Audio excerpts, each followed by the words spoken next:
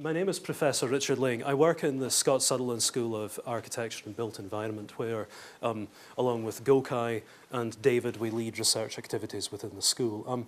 Much of my own activities are spent looking at a wide range of subjects, including trying to design in such a way that we actually take into account people's behaviour and also the kind of behavioural needs of occupants of both buildings, and also thinking more widely about the design of cities and the design of public space and so on. So I was delighted when Amy and her colleague Yasa got in touch with me last year and asked if I could maybe make some kind of contribution to the Build with Care project. My involvement was very specifically to do with Amy's work package in relation to policy and practice, but what they were looking for in relation to what I was going to look at was a review of current research and current practice that was actually taking place that could maybe inform the group as to recommendations or policy statements that could be coming out of that part of the project.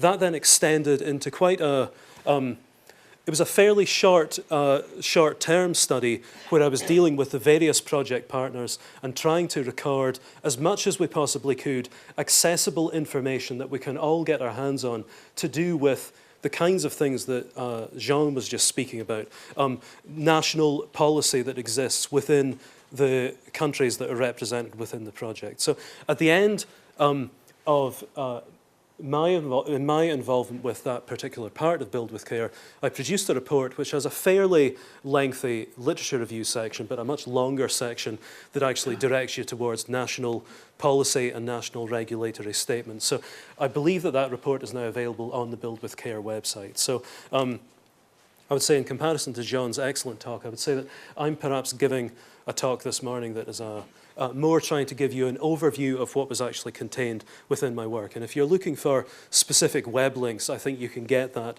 by going through the Build with Care website. I'm mindful of what Mohammed said about me having between 20 and 30 minutes as well. I could talk for 20 or 25 minutes about one slide, so I will try to stick to the topic if I possibly can.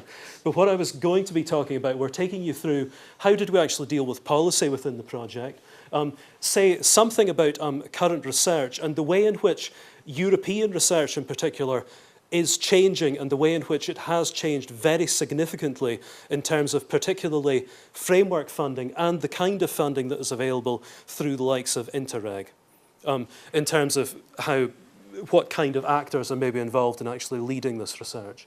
I'll say something about existing buildings as well, because this has come through in a couple of the talks so far this morning, and we received some very powerful presentations when I attended the previous Build with Care conference in Bremen towards the end of last year. I'll then say something about standards and some of the recommendations that came out of the work that I undertook as well.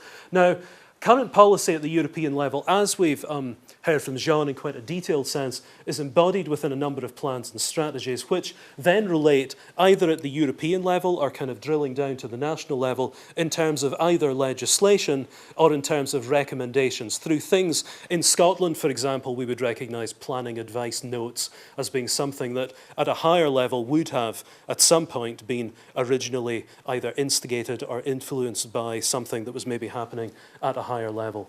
Certainly some of my earliest research was involved with looking at building conservation, and much of the kind of national legislation that exists across the world is actually driven by things that happen either at the European level or things that are happening through even wider kind of worldwide agreements. Certainly though, I mean, I've said since the year 2000, for many years before that, I think there's been a recognition that economic performance, social sustainability and environmental conditions should be central to the way in which we are all working, regardless of whether we're talking just about construction or, as the point Genevieve said, if we're thinking much more widely about cities and transport or the way that we behave. But certainly since the year 2000, this has been embodied very centrally within European Commission policy. One statement that I quite like coming out of the Lisbon strategy from 10 years ago is the fact that we need to recognise an environmental pillar, which is that economic growth should not, in any situation, be at the expense of natural resources. There are other ways that we can think about this kind of topic, of course. We can think about what's been described as the sustainability three-legged stool, where you have economics factors, social factors, and environmental factors. And what we quite often hear is that, well, look, the economic leg actually needs to be very, very long. So what we've got to do is think about making the other legs a bit longer as well. And I think the way that I like to think about these policies is that perhaps we need to try to make sure that all of these strands are actually in balance with each other, regardless of whether we're thinking about buildings or, dare I say, golf courses. Okay. The European Energy Efficient Buildings Initiative, as we heard from Jean, has been recently revised. And I think that one of the other experiences that I've had over the last year is that I've been involved in a whole series of research projects where right at the end of the project we've made a series of recommendations which have then been usurped or overtaken by actual events. And certainly at the meeting that we held in Bremen, we had a very kind of forthright and lively discussion about what should be appearing within revisions to the Energy Efficient Buildings Initiative. And one of the things that came out of that meeting was that we need to be very forcefully within Europe talking about existing buildings. So I think, as Usa mentioned at the beginning, I think that one of the things we need to keep pressing on about within Europe is that how we actually deal with the existing building stock cannot be ignored. It cannot be, as I think a couple of questions from the floor were hinting at, this cannot be simply swept aside on the basis that if we change regulations for new construction, then everything will somehow be okay. The aim, though, from the Energy Efficient Buildings Initiative, though, is to reduce energy consumption and CO2.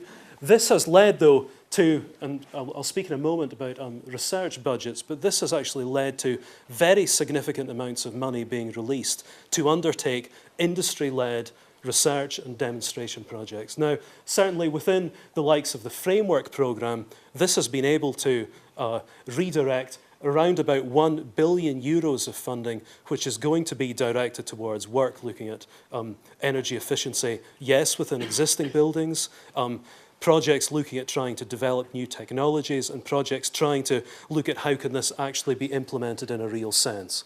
So one of the ways that I also came to this project was through involvement with a thing called the European Construction Technology Platform, which for a number of years existed as a kind of, it wasn't quite a talking shop, but it was a way that mainly university partners could come together with some industry partners and talk about what they were doing.